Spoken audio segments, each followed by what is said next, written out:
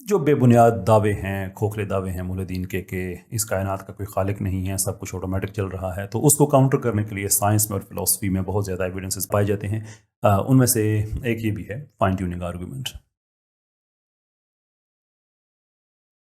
Fine tuning argument basically یہ ہے کہ اگر ہم اپنا اور کائنات کا اگر ہم ریلیشن شپ دیکھیں تو اس فیلڈ آف اسٹڈی سے ہمیں یہ پتہ چلتا ہے کہ ہم کتنی زیادہ مطابقت اور موافقت رکھتے ہیں، کمپیٹیبلٹی رکھتے ہیں کائنات سے، اور کائنات کتنی زیادہ فائن ٹیونڈ ہے ہمارے لیے۔ I mean more you look into it, more you become convince کہ یہ ایک خالق کے بغیر یہ ممکن ہی نہیں ہے۔ آف کورس کئی مثالیں دے سکتا ہوں۔ دیکھیں، چار فنڈامنٹل فورسز ہیں جو اس کائنات کے اپریٹس کو چلاتی ہیں، جس میں گریویٹیشنل فورس ہے، جس میں اسٹرانگ نیوکلیر فورس ہے، ویک نیوکلیر فورس ہے، اور الیکٹرو میگنیٹک فورس ہے۔ ان چاروں کی آپ آپس میں اگر ریلیشن شپ دیکھیں کہ کس قدر فائنلی یہ چل رہی ہیں انڈیویجولی بھی، اور آپس میں جب ان کی جو آپس میں جو کمپیٹیبلٹی ہے اس کو بھی اگر آپ دیکھیں، تو اس قدر اس میں میتھمیٹیکل پرسیجن ہے کہ یہ ممکن ہی نہیں ہے کہ یہ سب کو سب آٹومیٹکلی ہو جائے۔ ان کی دو چیزیں اہمیت رکھتی ہیں نا، ایک یہ کہ ان سب کا وجود میں آ جانا، اور پھر وجود میں آنے کے بعد آپریٹ کرنا۔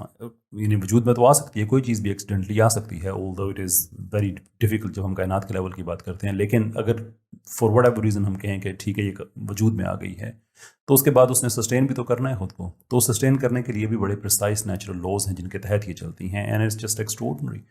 آپ گریویٹیشنل فورس کو آپ دیکھ لیں کہ جو گریویٹیشنل فورس ہے یہ چیزوں کو، اشیاء کو، ہم انسانوں کو، ہمیں یہ اکٹھا رکھتی ہے، ستاروں سیاروں کو، گیلیکسیز کو یہ اکٹھا رکھتی ہے۔ یہ اگر تھوڑی سی کمزور ہو جائے تو ہر چیز بکھر کے بہت دور چلی جائے گی، اور اگر یہ بہت زیادہ اسٹرانگ ہو جائے تو ہر چیز جو ہے اس سے وہ آپس میں ان کے لٹرلی رگڑ کھا کے وہ مر جائیں گے۔ اس کے علاوہ ہمارے پاس جو پروٹونز اور الیکٹرانز ہیں، ان کا جو میس ہے اس کو اگر آپ دیکھیں تو وہ اتنا پرسائز ہے کہ اگر وہ اس سے کم یا زیادہ ہو جائے تو ڈی این اے وجود میں، وہ جو ڈی این اے امنگ ادر جو بلڈنگ بلاکس ہوتے ہیں زندگی کے، وہ وجود میں نہیں آ سکتے۔ It has to be very very precise. And then جو کازمولوجیکل کانسٹنٹ، کہ ایک اٹریکٹیو اور ریپلسو فورسز، یعنی کہ ان کا آپس میں بیلنس اتنا پرسائز ہونا چاہیے کہ اس کے بغیر کائنات کی یہ جو ایک سیف ایکسپینشن ہے یہ نہیں ہو سکتی۔ ان کے جو کازمولوجیکل کانسٹنٹ ہے یہ ریپرزینٹ کرتا ہے جو کائنات کا پھیلاؤ ہے۔ یہ تو ہمیں پتہ ہے کہ کائنات ہماری مسلسل پھیل رہی ہے، لیکن اس کے پھیلنے کی ایک مخصوص سپیڈ ہونی چاہیے، کیونکہ اگر وہ سپیڈ ویسی نہیں رہے گی تو زیادہ ہو جائے گی تو پھر بھی کائنات بکھر جائے گی، اور اگر کم ہوگی تو کائنات کولیپس ہو جائے گی۔ اب وہ سپیڈ جتنی چاہیے اس کے لیے، یہ ہماری کائنات کا پھیلاؤ بالکل اسی پہ ہی ہے۔ میتھمیٹیکل کیلکولیشن اگر ہم اس کی دیکھیں تو that is 1 part in 10 to 120۔ Some calculations کے مطابق یہ 10 to 90 بھی ہے، بٹ ون وے اور دی ادر یہ ایسٹرونومیکلی ڈیفیکلٹ نمبر ہے کہ اتنے چانسز میں سے ایک چانس ہے کہ ہمیں وہی سپیڈ ملے جس سے کائنات کی سیف ایکسپینشن ہو سکے، اور اسی پہ ہی ہو رہی ہے۔ دس از جسٹ ایکسٹراڈنری۔ اس کے بعد بھی کوئی انسان کہتا ہے کہ یہ ایکسیڈنٹ ہے تو ویری ویل ڈن، آپ کہہ سکتے ہیں، لیکن یہ کہنے کے بعد خود کو آپ ریشنلسٹ بھی کہیں، I mean that would be just insult to rationality. یہ ریشنلٹی کی توہین ہے یہ۔ اس کے بعد آپ اور ایگزامپل دیکھ سکتے ہیں کہ جو لوکل لیول پہ جو ستارے ہیں، سیارے ہیں، معافی چاہوں گا، اس کا اگر آپ دیکھیں کہ کس طرح سے اپنے مخصوص ماحول میں وہ مینٹین ہوئے ہیں۔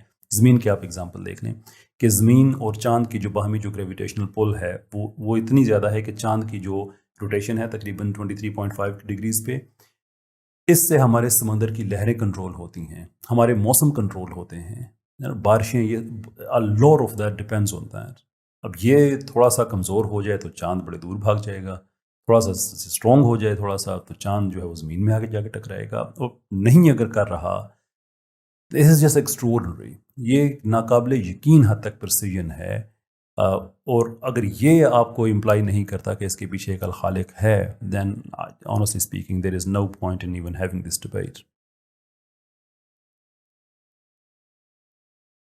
دو تین ان کے پاس کاؤنٹر آرگومنٹس میں نہیں کہوں گا، اسرشنز ہیں۔ ایک اسرشن یہ ہے کہ یہ صرف بائی چانس ہے، اور دوسری اسرشن ہے کہ بہت سے ملٹی ورس ہیں۔ وہ ملٹی ورس آئیڈیا جو ہے بیسکلی ہائپوتھسس ہے کہ اگر بہت سی کائناتیں ہوں، بہت سی کائناتیں ملینز کے حساب سے، تو ان میں سے کوئی ایک تو ہوگی نا جو زندگی کے لیے فائن ٹیونڈ ہوگی، تو وہ ہماری ہی ہے۔ نہیں، دونوں ٹھیک نہیں ہو سکتے، اس لیے کہ پہلی بات تو یہ ہے کہ یہ انسائنٹیفک اسرشن ہے. بہت سی کائناتیں نہ ہمارے پاس اس کا ایویڈنس ہے، نہ کسی نے دیکھی ہیں، نہ وہ آبزرویبل ہے، نہ وہ فالسیفائبل ہے. تو کسی بھی سائنٹیفک اسٹینڈرڈ پہ تو وہ خود پوری نہیں اترتی ہے. اور اگر پھر ایک منٹ کے لیے اس کو مان بھی لیں تو وہ کائناتیں کس ایپریٹس سے آ رہی ہیں، کہاں سے آ رہی ہیں؟ وہ جہاں سے آ رہی ہیں پھر اس کو بھی فائن ٹیون ہونا چاہیے. تو you don't go very for with this argument. جو دوسری آپ نے بات کہی چانس والی، نو ایم سوری، اس پہ میں مایوس کروں گا جو ہمارے ایتھیس دوست ہیں. بائی چانس یہ نہیں ہو سکتی، اس لیے کہ بائی چانس کہ ہمارے پاس کیلکولیشن ہے کہ لوگ جب کائنات بنی تھی تو اس وقت جو کنڈیشنز تھیں اتنی لو انٹروپی تھی. لو انٹروپی مینس کہ اس میں ہائی آرڈر تھا، نظم و ضبط بہت زیادہ تھا، اور وہ کائنات کی ایکسپینشن کے لیے اور اس کو لائف کے لیے اکوموڈیٹنگ بنانے کے لیے جتنا میس اور انرجی کی ڈسٹریبیوشن جو ہمیں چاہیے تھی، جتنی پریسائز، اس پریسائز ہونے کے لیے کتنے چانسز میں سے ایک چانس ہے 10 to the power of 10 to the power of 123. یہ نمبر لکھا نہیں جا سکتا، اگر آپ اسے لکھنے بیٹھیں آپ لکھ نہیں سکیں گے، اتنے زیادہ زیروز ہیں اس میں. اتنے زیادہ چانسز میں سے صرف ایک چانس ہے کہ اس طرح کی کائنات بن سکتی ہے.